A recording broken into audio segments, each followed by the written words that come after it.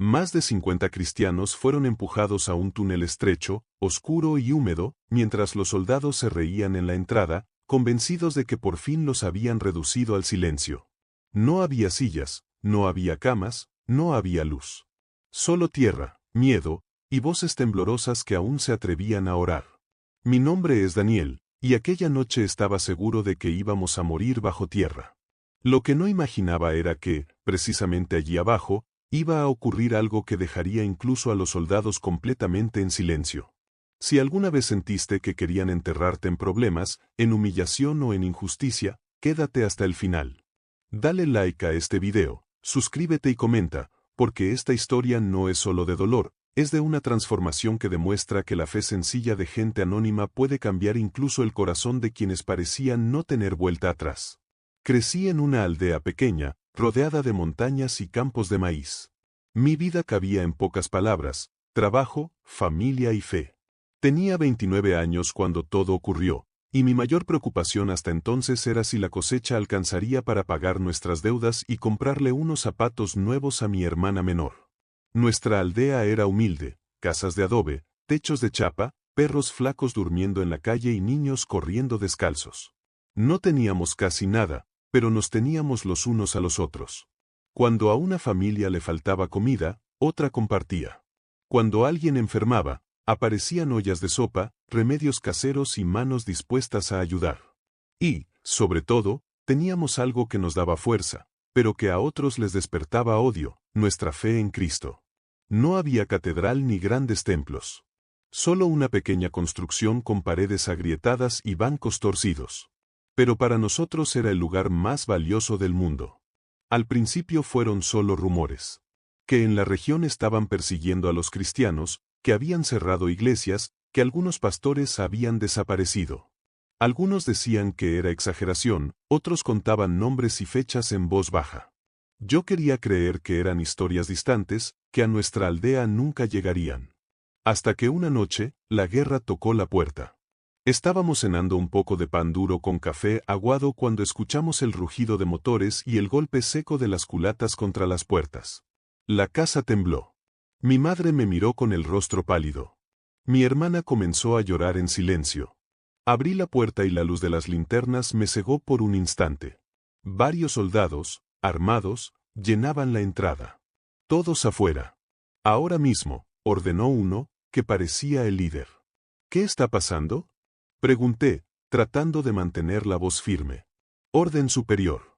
Reunir a todos los cristianos de la aldea. Medidas de seguridad, respondió con una sonrisa torcida. Dejen de hacer preguntas y caminen. Nos sacaron a empujones. En las otras casas, la cena también había sido interrumpida. Vi a vecinos con las manos en la nuca, a niños descalzos tratando de seguir el ritmo de las botas, a ancianos tambaleando. Nadie se atrevía a resistir. Nos llevaron hasta las afueras de la aldea, donde años atrás se había cavado una especie de bodega subterránea para guardar maíz. Hacía tiempo que estaba en desuso, un túnel ancho de tierra, húmedo y oscuro. Aquí abajo no molestan a nadie, dijo el comandante, mirando la abertura negra. Hombres primero. Luego mujeres y niños. Nos obligaron a bajar por una escalera de madera vieja. El aire que salía de allí olía a humedad, moho y tierra antigua. Cada peldaño que pisaba me hacía sentir como si me estuvieran tragando, centímetro a centímetro. Cuando más de 50 de nosotros estuvimos dentro, los soldados colocaron rejillas y tablones en la entrada, asegurados con cadenas y candados. Dejaron solo un hueco estrecho por donde entraba algo de aire y una línea débil de luz de luna. Si se quedan tranquilos, quizá mañana volvamos a hablar de ustedes, dijo el comandante, antes de alejarse riendo. Abajo, el espacio era tan reducido que muchos tenían que permanecer de pie, hombro con hombro. El techo bajo casi rozaba nuestras cabezas. El suelo era de tierra fría y pegajosa. Con el paso de los minutos, el calor de los cuerpos fue cargando el aire. El olor a sudor, miedo y barro se volvió casi insoportable. Una niña comenzó a llorar desconsoladamente. Otra buscaba a su madre a tientas en la oscuridad. Alguien vomitó, el olor ácido se mezcló con el resto. Yo sentía el pecho apretado, la garganta seca, la respiración corta. Un pensamiento me atravesó como un cuchillo: ¿Es así como termina todo? ¿En un agujero de tierra, como si fuéramos basura? Entonces escuché una voz que reconocería en cualquier parte: Samuel, el pastor de nuestra pequeña iglesia. Aunque apenas podía verlo, distinguí los moretones en su rostro iluminados por un hilo de luz. Respiren despacio, dijo, con voz cansada pero firme. Uno a la vez. Esto no tomó a Dios por sorpresa. Pastor, sollozó una mujer. ¿Van a volver por nosotros? ¿Oh? Samuel guardó silencio unos segundos, como si también tuviera miedo de la respuesta. No lo sé, admitió. Pero sé que este túnel no es más profundo que la mano de Dios. Un hombre, al fondo, murmuró con rabia contenida: ¿y de qué sirve eso ahora? Nos metieron aquí como animales. Samuel respiró hondo. Sirve para recordar que, aunque puedan encerrarnos por fuera, no pueden encerrar lo que somos por dentro. Sus palabras no cambiaron el hecho de que el aire era pesado y el suelo, frío. Pero algo se movió en el ambiente. Como si una cuerda invisible, a punto de romperse, hubiera aguantado un poco más. El tiempo empezó a volverse espeso. Allá arriba, las voces de los soldados se hicieron lejanas. Algunos seguramente se sentaron a beber, otros se quedaron de guardia junto a la entrada. Yo me apoyé contra la pared de tierra, sintiendo como la humedad se me pegaba a la espalda.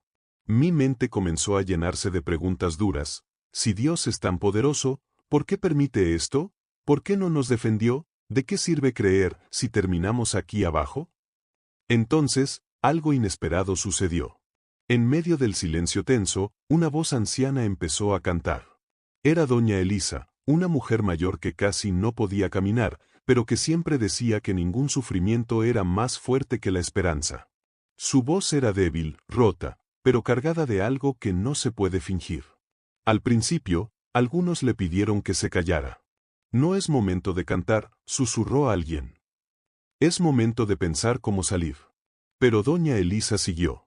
La melodía era conocida, uno de esos cánticos simples que repetíamos cientos de veces en la iglesia. A los pocos segundos, otra voz se unió. Luego otra. Y otra más. En menos de un minuto, el túnel entero estaba llenándose de cantos. No era un coro perfecto. Había llanto mezclado, tos, palabras entrecortadas. Pero la atmósfera cambió. El miedo no desapareció, pero dejó de ser lo único que se respiraba. Sin casi darme cuenta, yo también empecé a cantar. No porque me sintiera fuerte, sino porque me estaba quebrando por dentro y no sabía qué hacer con todo ese dolor. Cantar, de alguna forma, era una manera de no soltarme completamente. Arriba, el soldado más joven del grupo, Andrés, estaba de guardia cerca de la entrada. Al oír el eco de las voces que subían desde la tierra, frunció el ceño. Se acercó al hueco y escuchó mejor. ¿Están cantando?, susurró, incrédulo. Otro soldado se acercó, molesto. Si hacen ruido, echamos más tierra y se acaba el problema. No están gritando insultos, respondió Andrés, sin apartarse del hueco. Están cantando. Y están orando por nosotros. El otro soltó una carcajada. Incrédula. ¿Por nosotros? Están locos. Pero Andrés no se rió. Sus manos empezaban a temblar levemente. Él había crecido en un hogar donde la violencia era el idioma cotidiano. Estaba acostumbrado a ver miedo, odio, gente suplicando por su vida. Pero nunca había visto a nadie cantar por quienes los maltrataban. Abajo, tras los cantos, volvieron las preguntas. El calor aumentaba, el aire era cada vez más denso. Una adolescente empezó a hiperventilar. Otro hombre golpeó la pared con los puños, desesperado. «Nos van a dejar aquí. Nadie va a venir», gritó, al borde de la histeria. Samuel se acercó como pudo, avanzando entre cuerpos apretados. «Daniel», me llamó en la oscuridad. «Dime la verdad. ¿Qué estás pensando?» Yo dudé. Pero ya no tenía fuerzas para fingir. «Estoy furioso», confesé. «Con ellos. Con Dios. Conmigo. Siento que creer no sirvió de nada». Hubo un silencio breve. Pensé que me diría que estaba blasfemando. «Gracias por decirlo», respondió Samuel, con voz suave. «La fe no es negar lo que duele, Daniel. Es seguir aferrado a Dios incluso cuando todo grita que debería soltarlo. Sus palabras no abrieron puertas ni rompieron cadenas. Pero hicieron algo más profundo, me impidieron rendirme por dentro. Arriba, Andrés seguía escuchando. Las canciones se transformaron en oraciones en voz alta. No pedían fuego del cielo ni venganza. Pedían protección para sus familias, para la aldea, y, sorprendentemente, para los propios soldados. Señor, escuchó claramente, tócalos a ellos también. Ellos también tienen miedo. Ellos también son tus criaturas, aunque no lo sepan. Aquello perforó algo en el pecho de Andrés. Dio unos pasos atrás, respirando con dificultad.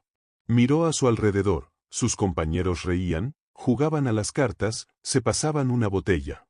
El comandante dormía en una silla, con el fusil apoyado a un lado. Sin pensarlo demasiado, Andrés sacó su teléfono y se alejó varios metros. Marcó un número que no debería haber usado sin permiso, el de un oficial de una unidad de inspección interna. Señor, susurró, con la voz tensa. Aquí están haciendo algo que no está bien. Han encerrado a más de 50 personas bajo tierra solo por su fe. No están armados. Escuche. Se acercó de nuevo a la entrada y levantó el teléfono, dejando que las voces que subían desde el túnel llegaran al otro lado de la línea. Tardó unos segundos, pero finalmente escuchó la respuesta. Mándame tu ubicación, dijo el oficial, serio. Y no intervengas tú solo. Nosotros iremos. El tiempo se hizo aún más viscoso. Para nosotros, allá abajo, podían haber pasado 2, 4, 8 horas. Algunos se quedaron dormidos por puro agotamiento, otros deliraban por el calor y la falta de aire fresco. A ratos cantábamos, a ratos solo respirábamos juntos en silencio. Hasta que, de pronto, oímos algo diferente. Motores. Varios. Voces nuevas, más firmes. Órdenes gritadas con otro tono. Detengan todo. Identificación inmediata. Se escuchó arriba. Hubo gritos de sorpresa, carreras, discusiones airadas. Después, un silencio tenso.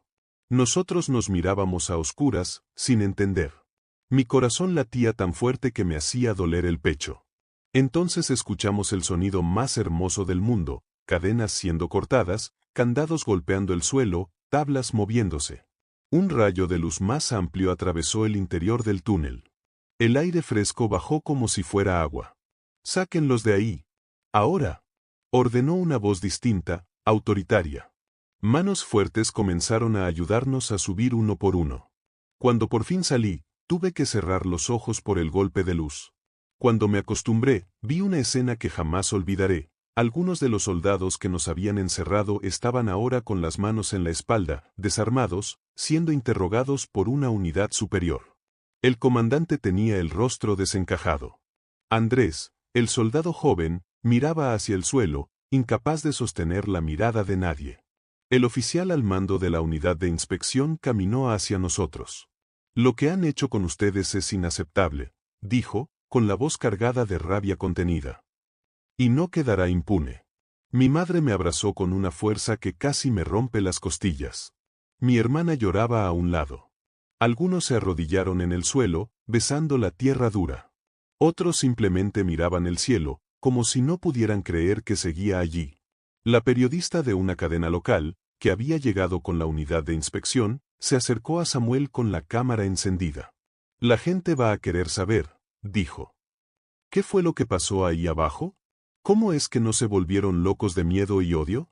Samuel miró a la cámara, luego a todos nosotros, y finalmente al propio Andrés, que observaba de lejos. «La abajo sentíamos miedo», dijo, sin adornos. «Mucho miedo. Ganas de gritar, de maldecir. Pero también entendimos algo, podían encerrarnos físicamente, pero no podían decidir cómo íbamos a responder.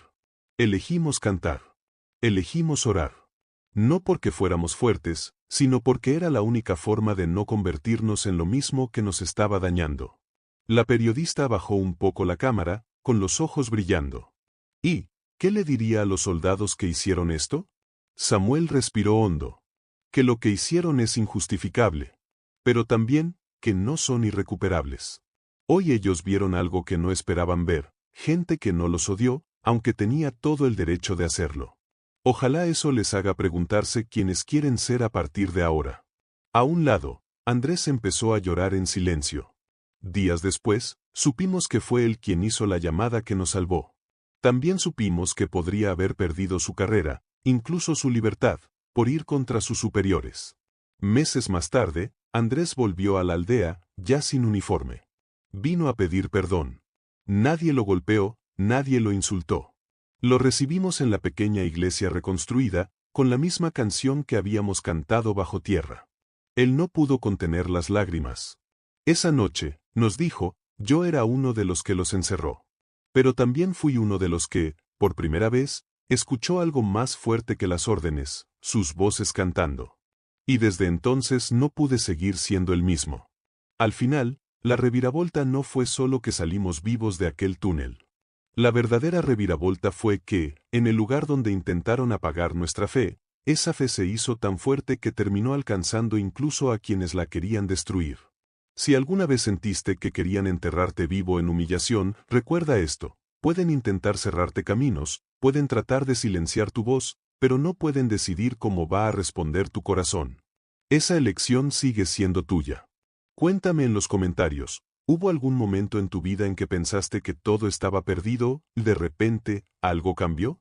Dale like a este video, suscríbete y compártelo con alguien que esté pasando por un túnel oscuro y necesite saber que la luz puede aparecer desde donde menos se espera. Porque, al final, la vida siempre encuentra una forma de recompensar a los que no dejan que el odio decida quiénes son.